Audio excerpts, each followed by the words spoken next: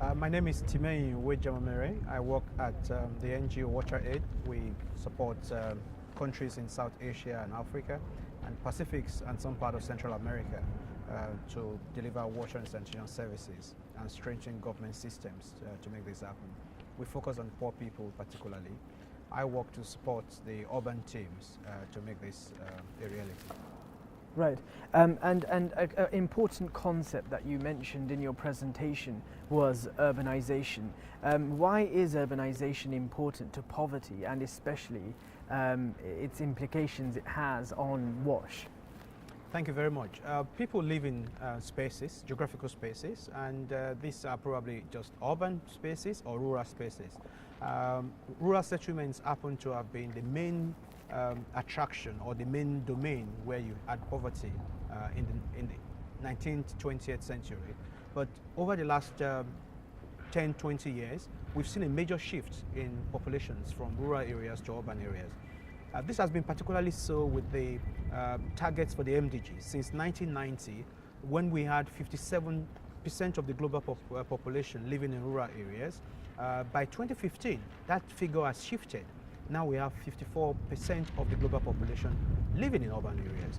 A majority of these people are living in developing countries. About 85% of the population shift is happening in developing countries, and several of them are moving to low-income settlements. And these low-income settlements in urban areas are either called slums, which are basic infrastructure, no health facilities, no water and sanitation, no roads, and sometimes very poor housing. And these guys are the labor forces for the industry, for the civil service, and basically they live on less than $1 or $2 a day. So a large concentration of poverty is beginning to take place in developing countries, and that's a challenge for the world. And because we have seen this shift within the last 10, 15 years, geographers and statisticians have calculated that every 10 years, 10 to 15 years, most cities and towns kind of replace themselves, so they double in population. And that's the challenge that we need to face as we look at the Sustainable Development Goals going towards 2030. Interestingly, the global community, the UN, has recently adopted its Sustainable Development Goals, and Goal 11 is on urbanization, and Goal 6 is on water, particularly basic services. Right, and your presentation was especially kind of gripping because you used real evidence-based quantitative analysis. I saw a lot of figures, yeah. And one major point that you mentioned, that the projected urbanization figures were on rise. I mean, what inferences, what implications can this have, especially on tropical diseases? That's a key issue because tropical diseases, most of them feed on the poor public health or public environment. So environmental sanitation is key for public health and it's key for tropical diseases. Mosquito, for example, lives basically in stagnant water, dark places, and these are very common in low-income settlements in the urban area. The slums, most people don't have water, so they store water in jerry cans and in pots. Those create dark environments. When they are not covered, they harbor flies and mosquitoes. And sometimes they also harbor pathogens, particularly when they are contaminated with feces. Most people don't have toilets, they don't have facilities for hand washing. So when they finish using the toilets, they come back home, undo their cups, undo their pots, and spread these pathogens. So the hand-to-mouth transmission of diseases is very common in low-income developing countries, particularly in urban areas. If we take the figures that has come out from the Joint Monitoring Program of the United Nations, we find that communities that live in low-income settlements don't have sanitation facilities that helps them to manage their sanitation waste, their toilet, their human pool. So effectively, they find that people, live amidst their human waste. Absolutely. Yeah, and that is very, dangerous for human health. Right. That's one major implication of urbanization and the concentration of people. Right. We also find that several times these people don't have the right to land, they are tenants, they are not recognized by the government, particularly town planning authorities. Municipal authorities sometimes don't provide infrastructure to these communities because they believe that those communities should not exist, in spite of the fact that some of these communities have been there 50 years, 100 years. yet they don't own land, and as such, you don't have roads going through them, you don't have water going in there, you don't have networks for sewerage removal going through there. You don't even have enough space for the people who move human waste to come in there and take them out. So the development community is challenged, even when they are trying to develop mechanisms for removing human waste, and that's the sludge from these communities. So a lot of the sludge remains on site, a lot of the kitchen waste, water, household bathroom water remain in these communities. The challenge then is, how do we treat this? How do we turn these people from being outsiders to be part of the urban community? I mean, is this more of, you know, the introduction of diagnostics and services, or are you trying to promote behavioral change? Because obviously, if you're trying to promote behavioral change, that's obviously going to take time. It's more of a, you know, a social, you know, introduction, as opposed to just investing money into research and development. Or are you trying to do both? We've got to balance both. You've got to bring in infrastructure. You've got to do an analysis of the kind of funding and the business case for making these services sustainable. You've also got to speak to people, not just the people in the community themselves, to change behavior. You've got to also speak to government officials to also change their behavior. Right. Because it takes a decision of a government official not to bring water into a community and yet send water to a golf course, like we find with the Royal National Golf Course in Nairobi, that is very close to Kibera, the slum. And you know, those kind of challenges have to be addressed by behavior change for the community and for the civil service, and of course for the private sector. A lot of the private sector today do not realize the investment and profit potential in serving low-income communities with sanitation and with water. I know that you know, my language, shit is money. You can turn shit into wealth. And several persons have said that if you take out the pathogens in the shit itself is a resource that you can use. Because one, it's a fertilizer. Two, it can generate electricity. Three, it can bring you even water for drinking. We saw Bill Gates drinking water from a system recently. And that's the true situation that we're finding in communities today. People are looking into innovative ways of turning, you know, what we call shit and waste into wealth, and that's the way we must go. So it's behavior change for everybody. I think that the image that you showed, and the discrepancy between the golf course and then straight after there was the urbanization.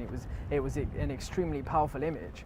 But some may argue that there's actually a discrepancy between what policy officers in developed countries are placing and what actually is happening real time in the field. And if so, how do we address this discrepancy? By all means, we can have great efforts in developed countries and make policies, but if these policies aren't translated in a real life field setting, then how do we address this gap? I think the thing we need to do is to understand the incentives behind people's behaviors and the incentives that will make people do the right thing. Several times we've looked at issues from one side of the story. We can also look at the issues from the other side of the story. So let's take an example of the civil servants who have said, my city will not have a slum because I want to promote tourism, for example. I want to make money from a beautiful city, so I will ignore that part of my city and probably fence them out and all that stuff. If you make them understand that section of the city itself is an economic base for the city, it helps to grow the economy of the city, it helps to provide labor for the city, and it also helps, in fact, could become the trigger for even multiple growth in the economy. Then they may begin to think about how to do this. And I just talked about the example of turning poo into wealth. There are other examples. We could renew cities by turning areas that look blighted today into areas that become centers of growth and development for citizens and for wealth creation. We can bring in investments into those communities that turn them around and turn the labor force and the unused power of people in those communities into good causes. And so if council officials see the profit or see the benefit, then they'll be incentivized to do things differently. We can also make landlords, of course, see that their tenants can be people that can pay rents and can pay for services and show examples of that. We've done that in WaterAid by working with communities and residents of low-income communities, providing revenue for water services. And that has encouraged landlords to take water points, which has helped to increase their revenue from that, or for the utility itself to bring in water into communities, such that the utility sees the income coming from low-income communities as a major source of cash flow, a daily cash flow, that can then be pumped back into extending networks and improving its services. Right. So incentives really matter. If I remember correctly, you said in your presentation that the national figures, they don't reflect the reality of urban life. So obviously there's perhaps a fault in our algorithm, our quantitative analysis. So how do we address this information gap? Do we go back to an evidence-based analysis? So what's worked in the past? Do we infer that for a future prognosis, or how do we address this information gap? Because obviously overdiagnosis, underdiagnosis can be critical, as we've seen in mass drug administration and drug resistance that's followed. I think the challenge here is that most of the time when we go into communities, we want to report information that represents the city itself, rather than disaggregating this information according to certain strategic sectors or components. For example, we may want to express the figures from the field, because the evidence is there on the field, according to the wealth quintiles. So how many persons living in certain economic brackets have service, and how persons living in the lower brackets have service. We may want to express it geographically. So how many persons in certain quarters of the city or certain sections of the city have service. We may want to also express these figures according to gender and age, for example. We can also express figures in terms of access to health facilities, and who and what category of people attend health facilities for what kind of diseases across the town. Right. So basically what I'm trying to say is that we need to disaggregate our data better. Sure. And to do that, we need to have clearer indicators for capturing the evidence from the field. And we must learn, even in our summary reports, to express this disaggregated information in a way that it helps decision makers to target investments, that helps decision makers to focus on certain areas that are being left behind. Absolutely. Because the essence of the SDGs actually is not to leave anybody behind. No. But if we report our data in an holistic manner, sometimes we may forget those guys who probably are just the 10% of the community, but that 10% in a 54 million population or in a city of 10 million people will be definitely 1 million persons. Absolutely. And 1 million people matter to any community. Absolutely. Having an integrated approach, a multidisciplinary approach in supporting progress across the multiple goals is obviously crucial to the success of the Sustainable Development Goals. Where do you see, WaterAid in supporting that process? Where do you see yourself in 2020?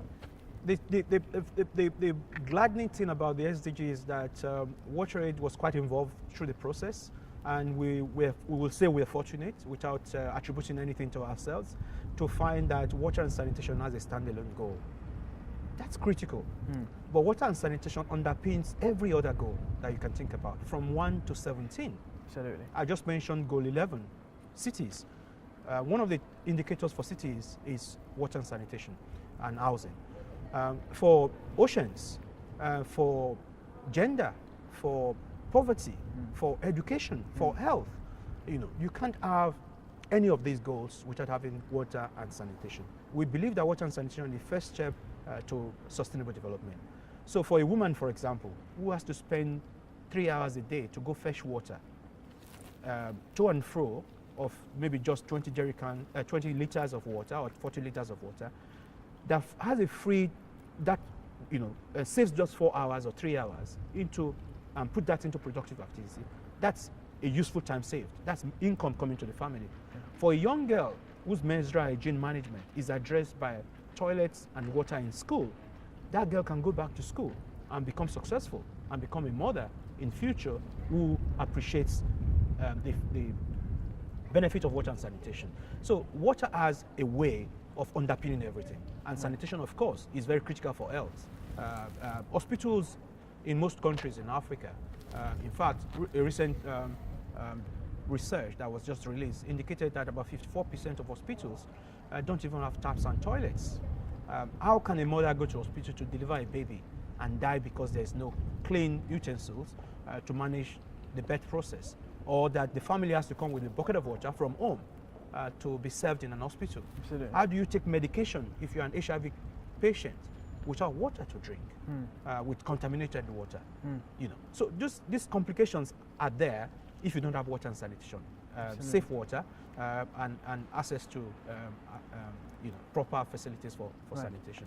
And lastly, a key ethos, especially for ISNTD, is to progress through partnership. What we're trying to do is induce this multidisciplinary collaborative approach. We know that if we want to you know, succeed for the Sustainable Development Goals, it's going to be a collaborative approach. And we just want to know your opinion on how you found the event so far, and if possible, could ISNTD in any way, shape or form facilitate some form of collaboration today or in the near future? I think I will give kudos to ISNTD because this has been a very good platform. It's brought people from the neglected tropical diseases. It's brought people from the water and sanitation.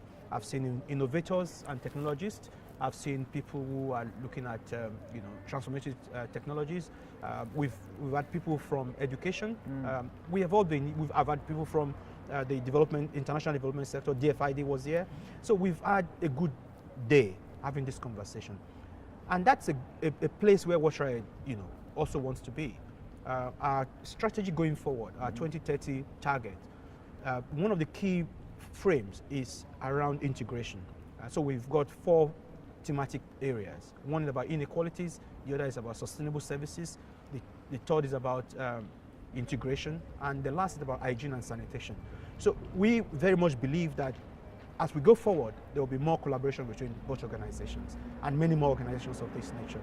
And of course, beyond the water and sanitation sector, to health, to education, and to general development, in fact. So kudos to you guys, and I look forward to further collaboration in the future. Fantastic. We look forward to seeing you in the near future. Thank you very much. Thank you. Pleasure.